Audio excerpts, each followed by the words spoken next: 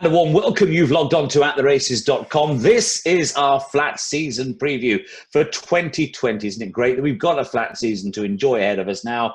And we're doing this in conjunction with our friends at the Tote. It's time now to talk about an exciting array of older horse talent that stay in training to dazzle and entertain us one more year. Kevin Blake, Matt Chapman with me here. And I'd love to know straight off, gentlemen, who is the one horse that you are most looking forward to out of the older brigade seeing again this season? Kevin Blake, you can have first dibs. I'll rub it off Chapman. Enable. I assume Chapman would say enable, but it has to be enable. It's unprecedented. Well, it's not unprecedented, but it's very, very rare to get a mare with her profile coming back as a 6-year-old. It's the right decision. I'm thrilled that Prince Khaled has made it, and look, you can only hope that she gets a reasonably clean preparation and she can get her second attempt at doing something genuinely remarkable in winning her third arc. I will go to my grave convinced that she wasn't at her very best at Longchamp last season. She's run a great race, but for me, she wasn't herself. She didn't look herself in the first couple of furlongs. Normally, she's strong into the bridle and over-racing, if anything. She was the opposite. She looked flat to me early on. And, of course, she's gone on to make her bid and just get run down late on. So everyone assumes she's run close to herself. But for me, she wasn't quite at her best. So I'm thrilled that we're likely to get a chance to see her go again and hopefully right that wrong at Longchamp in October. But just having her back gives the season a real focus point. And, John Goslin's in a great position, just as he did last season. I suspect he'll be in no rush. He'll let her come to hand as whenever she sees fit to, and then train her on from there, and with a view to peaking her for Longchamp. So can't wait to see her back. Hopefully we don't have to wait too long. If you're not excited about seeing Enable again this season, you're in the wrong game. Genuine superstar, Matt. How surprised and delighted were you when the news came through shortly after the Arc defeat that she would be going again this year? To be honest, and it's a hard question because obviously we now know the answer. So whatever I say, it sounds like, oh, well, aren't you a know-it-all? But not surprised really at all. I mean, the fact that Prince Khaled kept Frankel going, the simple truth of the matter is Prince Khaled Abdullah is not going to be alive for that much longer. And if you were in his position, although his son, I think, is relatively interested in the whole game. But, Prince Khaled's been interested in this game for a long, long time, has produced some of the most favourite horses that any of us in these three boxes have enjoyed over the years. But he doesn't come racing very often, which, again, is a sign of his age. What are you going to enjoy in later life? Breeding horses is great fun, but it's a long process. And he does not know how many days he's got left, I imagine. So for me, it was very obvious. He's got a brilliant rare. He's got a chance of making history. She got defeated, but she wasn't disgraced in the Arc. And there are lots of reasons why she was probably a bit unlucky on the day as well. Not surprised at all that she stayed in training. Someone at his stage where, he's not going to make an absolute fortune from breeding because remember, she's going to be bred to one of his, probably Frankel. Actually, she's related to Frankel, so she's not going to be bred to Frankel, but she's going to be bred to one of probably his good stallions. Kingman, for instance, would be a good fit for me with Enable. Then, is Kingman still breeding? I might be saying stupid things. Oh, yeah. He's all good, yeah.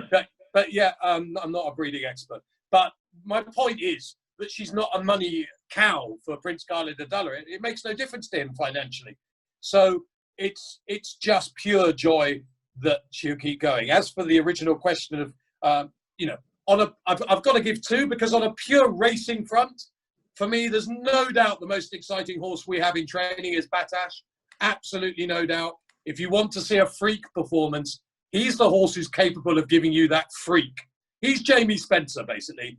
He'll disappoint you, he'll annoy you, he'll make you want to smash the TV screen up, and then he'll do something that you just need to dance around the house and think, did I just see that? Oh my goodness, that's just created a stir inside me. But as a racehorse, funny enough, it's Enable's stable companion, Logician, for me, who absolutely could be anything, of course, is very unlikely to be given the chance to take on Enable in the Arc if he's that good enough. But unbeaten in 5, raced 5 times, favourite every race, started at 3-1, then 2-9, 1-5, 10-11, and went off 5-6 in the Ledger. One of the easiest Ledger wins you'll see. A horse who clearly has the pace for a mile and a half. You know, he could be again in a King George if Enable wasn't in the King George. I mean, he by Frankel out of a Daylami mare. Everything's in there for him to be just an absolute monster as he gets older. Is that going to be one of our lines of narrative for the season, I wonder, Matt? Logician and Enable. You know, there will be a desire amongst the public, certainly, to see them take each other on at some stage. And we have a bit of a precedent in terms of Cracksman and Enable, and that we didn't get to see that happen. In this case, they're owned by the same person, which wasn't the case with Enable and Cracksman. You'd love to see it. Logician, I would share your enthusiasm for him. What he did last season was really impressive in a relatively, you know, he hadn't run coming into last season, and they went baby steps with him initially, and then into the deep end in the Great Vulture and onto the Ledger. And you know, while he was an impressive Ledger winner, for me, the way he goes through his races, I'd be much happier with him back at 1.5 miles. And seeing how he fits into that Group 1 1.5 mile older horse division this season is definitely one of the most intriguing prospects. And I'd expect him to come up to it. And I'd love to see him take on Enable at some stage. But you wonder, politically and everything else, would it ever be allowed to happen even in the Arc? If you're Prince Khalid and they're both in top form going into the race, do you let them take each other on, or do you maybe think Logician might get his chance next season and let Enable have a clear go at it this year? I know we're getting ahead of ourselves here, but it's an interesting poser to set. Well, I mean, but everything's in the breeding, you see. That's the great thing about Logician. He's by Frankel now. Was Frankel a better 4-year-old than 3-year-old? Well, you're never going to see anything better than Frankel in the 2000 Guineas, so it's difficult to argue, even though probably ratings-wise he was a better 4-year-old. And Daylami, of course, Sheikh Mohammed horse back in the day, Godolphin horse back in the day.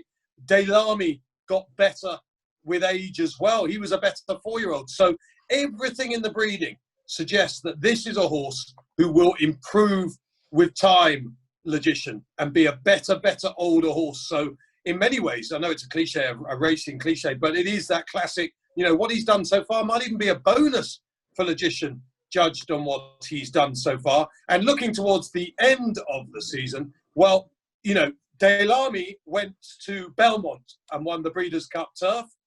You know, for me, Logician, if you've got Enable in the Arc, you're going to, you know, why not put Logician in the Breeders' Cup Turf on the basis that Enable probably wouldn't go on to America? She's done that before.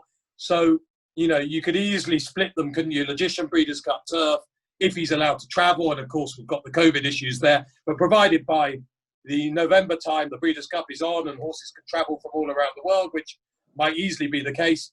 You know, you've got 2 perfect horses, and I've no doubt Logician would have a pace for the Breeders' Cup Turf because, you know, essentially the Breeders' Cup Turf will be a week race anyway.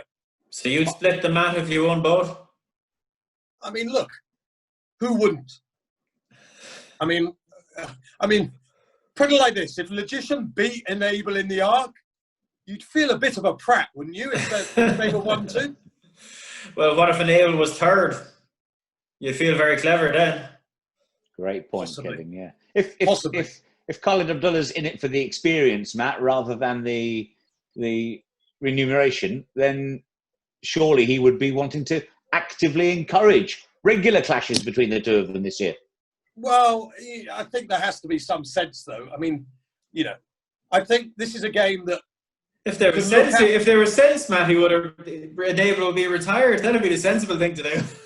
Well, I mean, I couldn't disagree more. There's nothing sensible about that. That makes no sense. There's no money in it. There's nothing in it for Prince Khalid. So, no, what a ridiculously clueless thing to say. That does not make any sense. But, you know, this is a game that it's very easy to look at from a fan's point of view and very different when the horse was actually yours. And, you know, when we're dealing with very rich people, there's another factor in it. But just say you're an average owner, it's very easy for all of us to say, yeah, run it here, run it there, miss that. except if you're the person who owns it and there's hundreds of thousands of pounds up for grabs and all that kind of stuff. It is a game that you look at as a viewer differently to if you're actually the owner of the horse. My problem with Logician going to America, Matt, is, I'm just thinking off the top of my head here, I'm thinking of where he's impressed me most: Newbury, Doncaster, big galloping tracks. Round a tighter track, would he be as good? I've no idea, but he's only raced 5 times, and he's only, what tight track has he disappointed you at? No, it's just been so impressive. Answer the question. Which tight track has he disappointed you at? He has never disappointed me, Matt. Well, let's wait and see what he's like round the tight track before already categorizing him as a galloping track horse, before the poor morsel has even had the chance to run round Chester or something. It's like, give the boy a chance. Going back to Enable, are either of you worried that defeat at the hands of Volgeist? I know, Kevin, you suspect that maybe her preparation hadn't gone absolutely brilliantly into the arc, and she wasn't really herself. But is either of you worried that might just be a precursor for inevitable decline? It could be, but I'd hope not.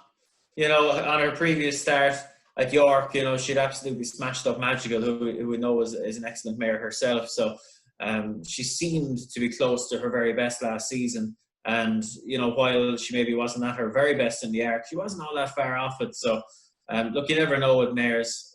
We'll wait and see what she does when she comes back in her first run back and her second run back. And we should hopefully have a nice bit of evidence in the book before the real big day at Longchamp.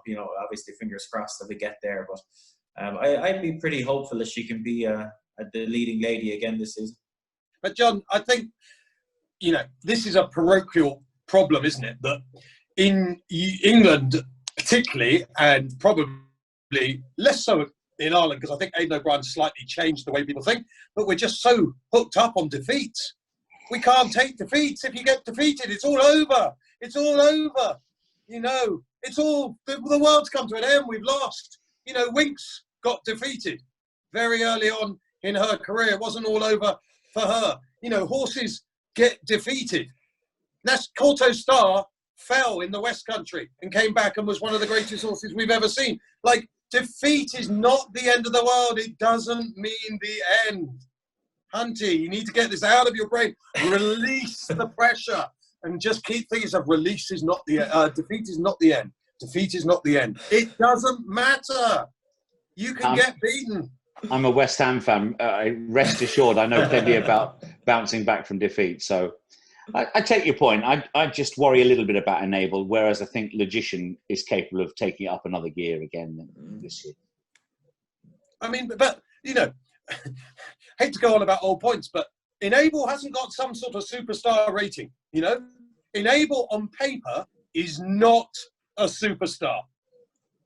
Quote me and get shot down on social media, but on paper, she is not a superstar. Talking to Phil Smith last year on Sky Sports Racing, every season they would expect 1, 2, maybe a maximum of 3 horses to be rated 130 plus. No horse was anywhere near that last season.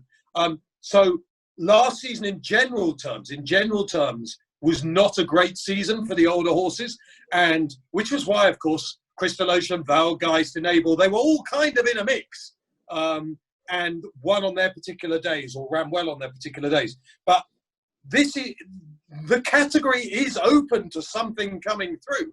And of course, brings us on, could Pinatubo by the end of the season be Enable's biggest rival in the arc?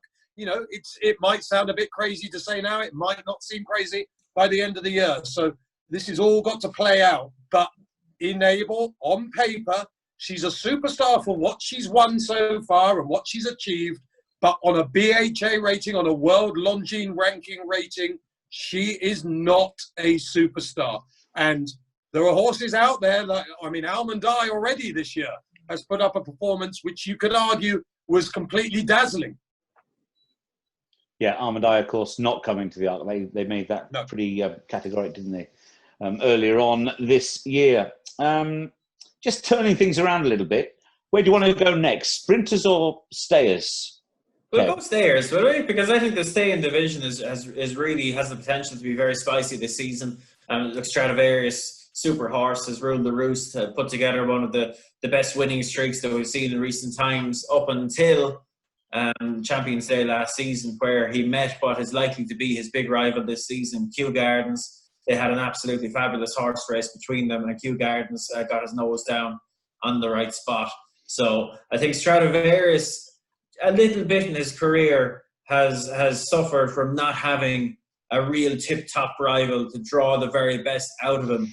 You know, he put together a winning streak, but he was winning and not necessarily winning by far, because that's not his way. But in Kew Gardens, I think we have a genuine top-class stayer that has the potential to bring the very best out in Stradivarius, and, you know, them meeting again on faster ground and, you know, over a Gold Cup trip, for example.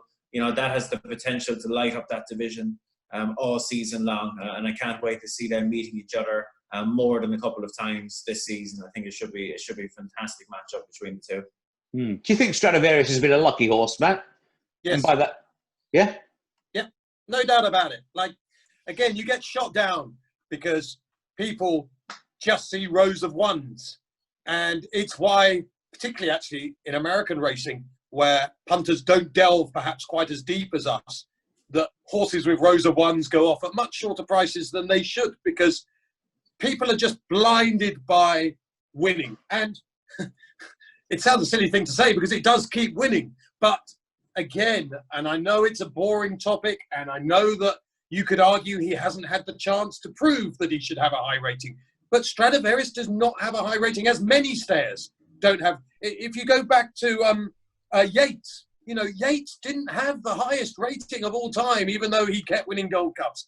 But in pure, real terms, he hasn't got a rating that would scare any decent stayer. And, you know, what horse did he keep beating? DXB, a horse who was under pressure 1.5 miles from home in his races. So was it a big sort of surprise that a horse who does have a bit of speed, which Stradivarius does, he's a kind of perfect stayer, isn't he? He's a stayer with a turn of foot, Stradivarius. And is it a surprise that Frankie just time and time again could sit on the tail of a horse who couldn't go 20 miles and quicken? You know, DXB was one of the slowest horses we've seen on the flat in recent years. And Stradivarius just sat. And the jockey on DXB, it didn't matter whether he went too quick or it didn't matter if he went slow. His horse was still under pressure 1 mile out, which was the perfect horse for Stradivarius to have around. And the moment one came along that was a bit different, and that was Kew Gardens, look what happened. Now, as it happens, I'm not totally convinced Kew Gardens should have won that Ascot race. I think it could have gone another way a different day. So there's not much between them. But again, it opens up horses like Logician even. You know, who knows that he's not going to prove to be, you know, I think he's got pace for 1.5 miles, but Yates had pace for 1.5 miles and won the Coronation Cup and was an Ascot Gold Couple. So I think the staying division is very much open to a horse coming along. Having said that, if a horse doesn't come along, you know, Stradivarius is going to win another 3 or 4 staying races this season. I'm so pleased you said that, because that's my thought with regard to the staying division. I've got a couple of horses that need to improve massively and might not even go down that line at all in terms of top-class staying races. But John Gosden's NBR and Sir Michael Stout's Vivian both impressed me as really progressive middle-distance stroke stayers last year. I just wonder if they'll be given the chance to go down that route or plunder prizes at the shorter distance. But I love NBR, Hunty. Love a bit of NBR. She's magnificent, isn't she? Yeah, and I'm so happy they brought her back, because I was speaking to Connections after she won at Doncaster, and I asked the question, you know, is there any, she's the most gorgeous looking mare you'd ever see, and I asked the question, you know, is there any chance she could come back? And they were saying, well, we had to fight hard to get her back this year, so it seems unlikely, but things have changed, thankfully.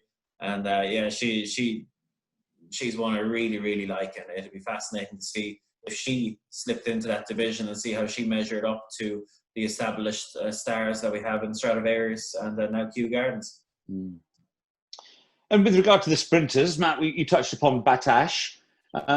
If you want to encapsulate moments in sport that can really ignite everybody, that afternoon at York for the Nunthorpe was one of the very, very special racing occasions. I'd say in my lifetime, perhaps.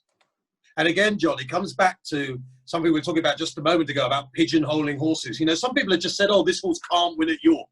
You know, just because he'd been beaten at York he can't win at York. You know, we just make these such huge assumptions. You know, some people say a logician can't go around a tight track. It's like it's a massive assumption to make with no evidence. And Roger Charlton can't train horses.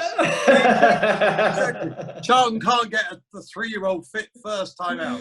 Gerlard is actually called Gare. I mean, these are all terrific assumptions to make without any backbone to them. And look, it's the fun of the game, because we've all been sat somewhere with someone once upon a time and had these kind of conversations freely and made these huge statements, and the other person's agreed with us or not agreed, and we've just carried our conversation. But the problem is this is a game where, you know, you have to deal in what happens in, you know, Battaash showed that day that York wasn't the problem.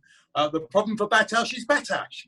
You know, he's the problem. He's got this incredible ability, and he doesn't always use it. And there may be reasons for that. There may even be physical reasons that none of us know about, not even his connections know about, because we don't know all the ins and outs of racehorses. And there may be nothing that's obvious. It may be that he's prone to migraines and he has a migraine. You know what I mean? We just don't know. But quite simply, when he's on his A game, particularly at Goodwood, I thought, even though it was Group 2 company, and obviously at York in Group 1 company, there's not, I mean, I looked through the sprinters from last year. I mean, there's nothing out there that can touch Battaash if he's on his A game. So if we're looking for rivals, we come back to the classic generation for me, the Siskins, the Earthlights. They're the horses that are going to trouble Battaash other than Battaash. I mean, I don't think any of us, if I don't want to speak for you two boys, and I shall let you speak now, but like, none of us are expecting Battaash to go through this season unbeaten, but we are expecting a performance at some stage, which, to coin a phrase, we would write home about. Having spoken to Charlie Hills recently as well on Sky Sports Racing, I was really surprised. He mentioned Goodwood again as being the one race he'd love to win again this year, Matt, and it clearly stuck with you as well from 12 months ago. Because it was just all over. After a few yards, you could have turned away and gone and got yourself a pint and then just, you know, watched the race later on tonight. It was just all over. Like, when that horse tanks, and he did, funny enough, he did the same at Ascot when he was beaten by Blue Point. There was a moment in that race before defeat where he just came there like this, and you thought, this horse is just different class, just absolutely different class. And Kevin's talked about it a little bit in the Fillies Mile about the runner-up there in Quadrilateral, and he's seen the same in Powerful Breeze, that moment of class. And, you know, Battaash has those moments where you could just look at everyone and just take in the crowd's interpretation rather than watch the race, because you just know what's going to unfold. But, you know, watch the Abbey and you have a completely and utterly different horse who looked disinterested, was never going a yard, and basically put up horrible performance. Funny enough, I'd have just sent him to America after that. I know they decided not to, but smash in a bit of Lasix and just see what he's like, because at the end of the day, you know, they said, oh, you know, after that performance, you couldn't work out what he's going to do. Well, I can't work out what he's going to do at any time. So he's a gelding. Like, why not just race him? And I spoke to Angus Gold the other day, and I said, please go to America, try and put the Dejour record right. He didn't sound overly excited about the prospect of doing that with Battaash. So maybe still there's that thing with that horse that travelling is perhaps an issue. But, you know, without doubt, there's going to be a buzz in every broadcaster when Battaash runs, because you know you might see something incredible. You might see something pants as well. Yeah, and if you see something pants, as you've referred to as already in Paris, in the Abbey, someone else is going to take advantage of that disappointing performance. And last year it was glass slippers. Kevin Ryan could have himself a really, really smart horse on his hands here, couldn't he? I think so, to be fair. Look, Battaash, Matt said it all there about Battaash, to be fair. One thing I'd say about him is that for all like his career has been characterised by inconsistency, he was pretty good last season by his standards. You know, Longchamp was the only day that he had a complete brain fart and didn't perform at all. But other than that, he held his form quite well, and obviously he did what he did at York. So I think maybe, and you listen to Charlie Hills talk about him, they seem to be getting a better handle on him temperament-wise. So I'd be hopeful he's relatively consistent this season. You know, the possibility of a blob like we saw at Longchamp is always there. But in fairness, if he ran 4 out of 5 big races again this season, you'd be delighted with that. And Glass Slippers, look, for all that she clearly progressed very well last season, and she's a Group 1 winner now.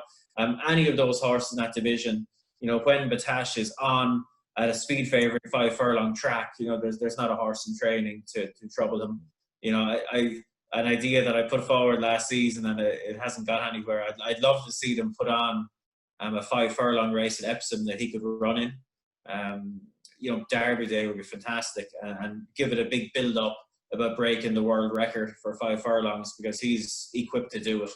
And I think it would be a lot of fun, and would get a lot of mainstream uptake. And you don't get horses like him come along very often in terms of raw pace, and something that a child on the street could understand. You know, breaking a world record.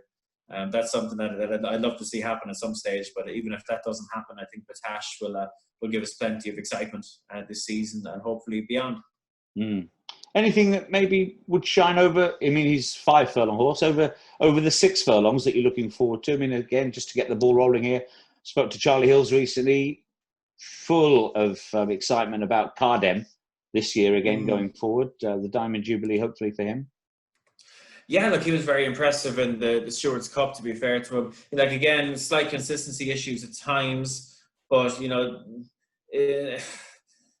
like Matt, I think with the 6 furlong horses, I'm probably looking more towards the 3-year-olds, you know, for a potential superstar to emerge. We'll have some very good horses in the 6 furlong division this season that are 4 or older, but I don't think we have a star now that Blue Point is retired to stud.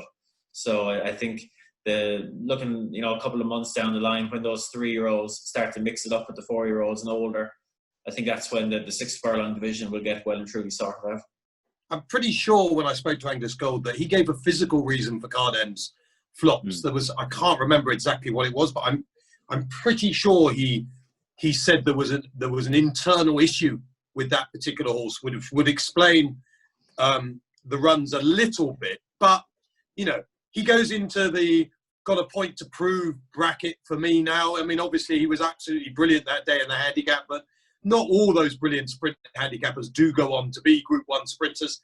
And I kind of thought Charlie Hills and everyone was so bubbly after that win, like this was going to be another Battaash. And, you know, there aren't going to be many Battaashes. They don't come along very often. And just to expect there to be another one in the same yard, the same owner straight away, perhaps we've just expected too much from Cardem. And I mean, as I say, John, I've gone through all the 6 furlong horses from last season. When we Blue Point out the way, it's not a strong division. It really isn't. And there is an opportunity there for something to come through.